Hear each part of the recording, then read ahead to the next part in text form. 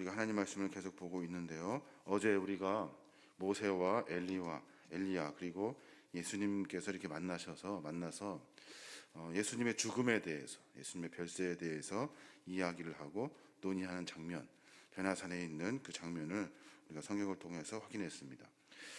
모세와 엘리야는 이제 다시 하늘로 가고, 그리고 예수님만 그 땅에 남아서 마지막 남은 하나님의 사역을 감당하게 되는 겁니다. 모세가 신명기 18장 15절에 이런 말씀을 했어요. 내 하나님 여호와께서 너희 중 내 형제 중에서 나와 같은 선지자 하나를 너를 위하여 일으키시리니 너희는 그를 들을지어다.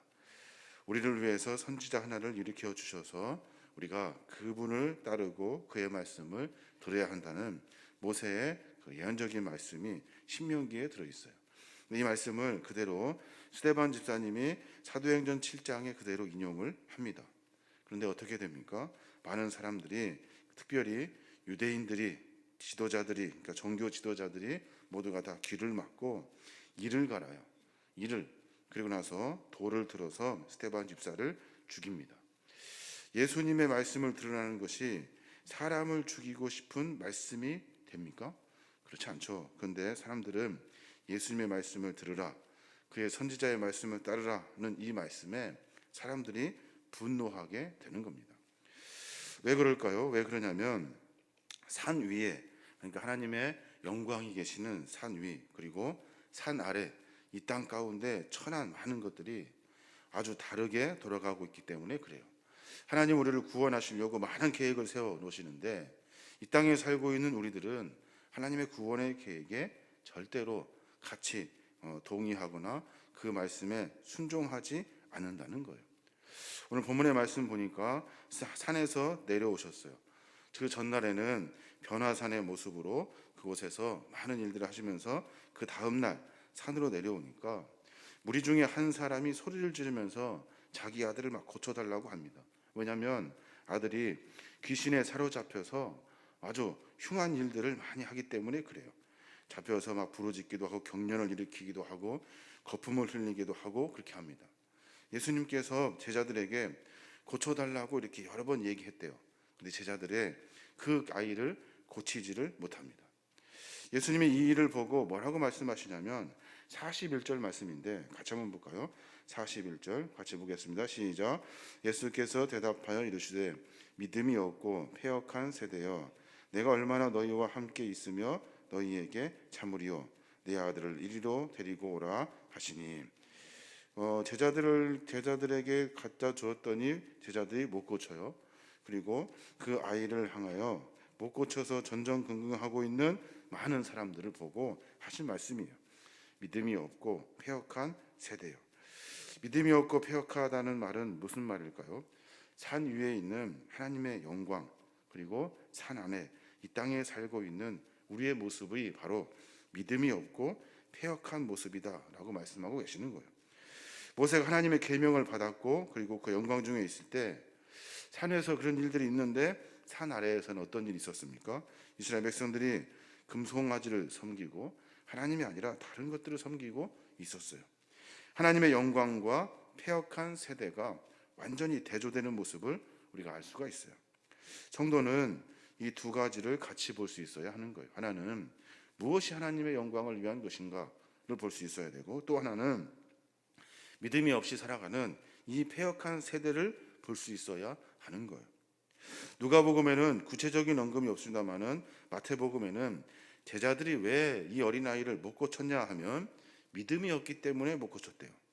마가복음에는 뭐라고 이야기하냐면 기도가 부족했기 때문에 못 고쳤대요. 믿음이 없고 기도가 없다는 말은 무슨 말입니까? 이 시대가 패역한 세대이기 때문에 그래요. 믿음도 다르고 기도도 다른 거예요. 뭐가 다르냐면 하나님이 원하시는 믿음도 아니고 하나님이 원하시는 기도도 아니라는 거예요. 우리가 믿음 가지고 기도하면 뭐 되지 않겠습니까? 하겠습니다만은 우리의 믿음과 우리의 기도가 어떤 내용인지를 확인해야 돼요. 땅의 것이 있다면 하나님의 영광을 구하지 않는, 땅의 것이라면 그 일은 이루어지지 않는 거예요.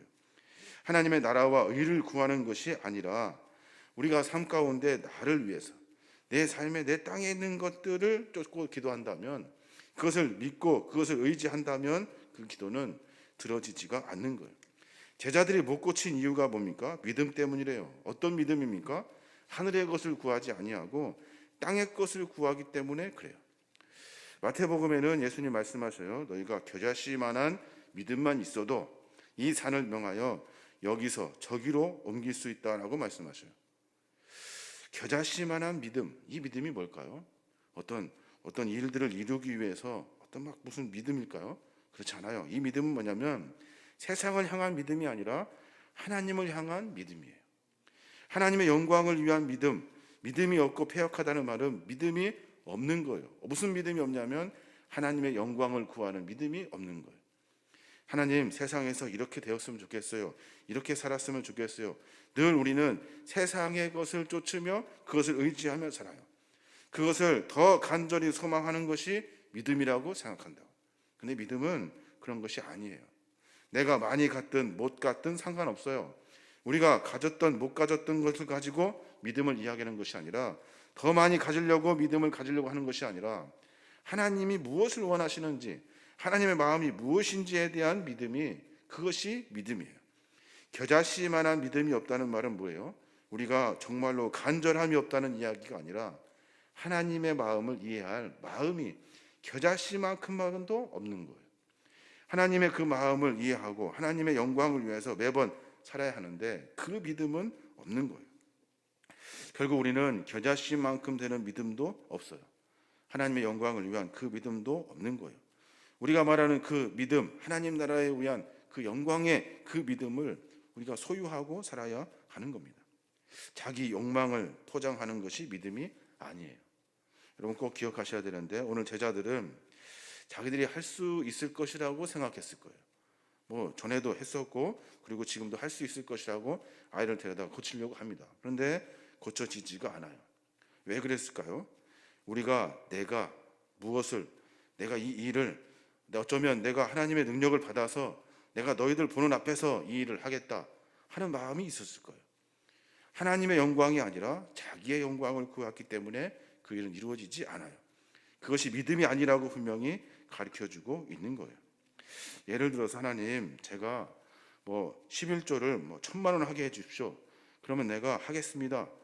이런 기도 있다고요. 그런데 사실은 그것은 안 좋은 거예요. 왜냐하면 1,000만 원을 하고 2,000만 원을 하고 11조를 하는 것이 뭐가 중요합니까?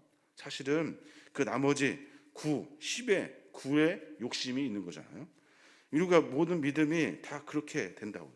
그 믿음 때문에 하나님의 영광을 구하는 그 믿음, 겨자씨만큼도 없게 되는 거예요. 이 믿음을 우리가 본질적으로 정확히 알고 깨달아야 하는 거예요. 그렇지 않으면 하나님의 능력과 은혜는 우리의 삶에 이루어지지 않는 겁니다. 44절 말씀이 있는데 44절 말씀 같이 한번 볼까요? 같이 보겠습니다. 시작. 이 말을 너희 귀에 담아두라. 인자가 장차 사람들의 손에 넘겨지리라 하시되. 제자들의 어린아이를 못 고치는 것, 예수님이 제자들을 향해서 믿음이 없다고 책망하시는 것, 그리고 결론적으로 이 많은 이야기를 통해서 우리가 기억해야 될 것이 무엇일까요? 기억해야 될 것, 귀신 들린 자가 고통받는 것, 예수님이 변화하셔서 모세를 만나고 엘리야를 만나는 이야기, 사람들은 이런 것들 기억할 거예요. 아마 눈에 확실히 들어왔겠죠. 근데 예수님이 반드시 기억해야 될 것이 뭐냐라고 말씀하셨을 때, 인자가 사람들의 손에 넘겨지는 것, 이것을 기억하라고 말씀하고 계시는 거예요. 인자가 사람 손에 넘겨진다는 말은 무슨 말입니까? 십자가의 사건을 의미하고 있는 거예요. 우리를 구원하시고자 하시는 하나님의 그 계획을 이야기하고 계시는 거예요. 다른 것이 아니라 예수님이, 하나님이 우리를 통해서 무엇을 원하시는지, 무엇을 하시려고 하시는지에 대한 고민이 우리 안에 있어야 하는 거예요. 그 뒤에 제자들이 어떤 이야기를 합니까? 46절에 보면 누가 크냐를 가지고 변론을 해요. 서로 논쟁을 벌린다고요. 예수님은 죽으러 가시는데, 예수님은 십자가를 지시려고 가시는데 제자들은 누가 높냐는 거예요. 왜 누가 높냐는 논쟁이 다시 벌어졌을까요? 왜냐하면 예수님이 베드로, 야고보, 요한만 데리고 변화산에 올라가셨거든요. 나머지 9명이 좀 약간 소외된 듯한 느낌이 들었을 거예요. 누가 높냐? 또 거기에다가 베드로, 야고보, 요한 이 셋 중에 누가 더 높냐를 가지고 논해요. 예수님은 십자가를 향하여 사람들에게 잡혀 그 십자가의 길에 대한 고민을 하고 계시는데 제자들은 누가 높냐에 대한 고민을 하고 있는 거예요. 혹시 우리도 그러지 않습니까? 예수님의 마음은 전혀 다른데 우리는 우리의 욕심에 따라 삶을 살아내고 있는 거예요. 그러면 그 믿음은 아예 없는 거예요. 하나님의 마음에 합하지도 않고 하나님이 계획하신 것을 이해할 수도 없는 거예요. 누가 높고 누가 낮냐가 아니라 하나님의 그 마음, 십자가의 마음을 우리가 분명히 깨달아야 하는 거예요. 그래서 예수님 어떻게 하십니까? 어린아이 하나를 데리고 오셔요. 그래서 누가 높냐 하는 제자들의 말에 가장 어린아이, 이 어린아이를 영접하면 나를 영접하는 것이요 나를 영접하는 자는 나를 보내신 이를 영접하는 것이다 라고 말씀하셔요. 어린아이, 그 당시로 이야기하면 아주 하찮은 존재입니다. 그런데 그가 가장 높고 가장 존귀한 존재라고 말씀하시는 거예요. 너희 생각에 돈 있는 사람이 높은 것 같고 지위와 권력이 있는 사람이 높은 것 같고 너희 중에 서열을 매겨서 순서를 매기는 것이 높아지는 순서 같지만 그렇지 않다는 거예요. 하나님의 마음을 이해하고 작은 자지만 하나님께서 그 거룩한 사명 앞에 하나님의 그 마음을 이해하고 살아가는 삶의 모습이 바로 큰 자라고 이야기하고 있는 겁니다. 사랑하는 여러분, 예수 그리스도는 이 땅에 오셔서 우리를 위해서 죽으시기 위해서 그 십자가 사건을 통해서 우리를 구원하시기 위해 이 땅에 오신 거예요. 많은 기적과 그리고 많은 여러 가지 일들이 있지만 그 일들은 바로 이 십자가 사건을 집중시키기 위해서 그 사건들을 하신 거예요. 그러니까 그 사건보다 더 중요한 것은 십자가 사건인 거예요. 예수님은 계속 그렇게 가고 계시는 거예요. 세상을 소유하기 위해서 나의 믿음의 부족함을 한탄하는 것이 아니라 하나님의 그 영광, 그 하나님의 나라와 영광에 대한 이해하지 못한 마음을 우리가 한탄해야 하는 거예요. 하나님이 무엇을 원하시는지, 하나님의 마음이 무엇인지에 대한 고민이 우리 안에 충분히 있어야 하는 거예요. 그래서 하나님 이루십시오, 하나님이 행하십시오, 하나님이 만들어 가십시오, 하나님을 신뢰합니다라는 그 믿음을 우리가 가지고 살아야 하는 거예요. 그러니까 나는 아무 상관이 없는 거예요. 하나님이 하신다는데 라는 그 믿음이 중요해요. 누가 높고 누가 낮은가를 분별하는 세상 속에서 우리는 높고 낮음이 아니라 누가 제일 어려운지, 누가 제일 힘들게 살아가는지, 누가 가장 낮은지에 대한 고민이 우리 안에 있어야 하는 거예요. 그렇지 않으면 하나님이 우리를 이 땅 가운데 그리스도인 삼으신 이유를 찾아낼 수가 없는 거예요. 사람들은 더 많이 소유하고 더 많이 누리려고 합니다. 그런데 하나님의 계획은 거기에 있지 않아요. 너희들에게 많은 것을 주고 부자가 되게 하고 높게 하신다는 것이 하나님의 계획이 아니에요. 하나님의 그 마음을 이해하고 오늘도 순종하면서 순복하며 내 삶의 모습 가운데 하나님의 거룩한 말씀으로 살려고 하는 몸부림이 있는 그 삶의 모습을 주님 우리에게 원하시고 계시는 거예요. 저와 여러분이 오늘 하루 가운데 그런 고민을 좀 했으면 좋겠습니다. 예수를 왜 믿습니까? 우리가 예수를 왜 의지해요?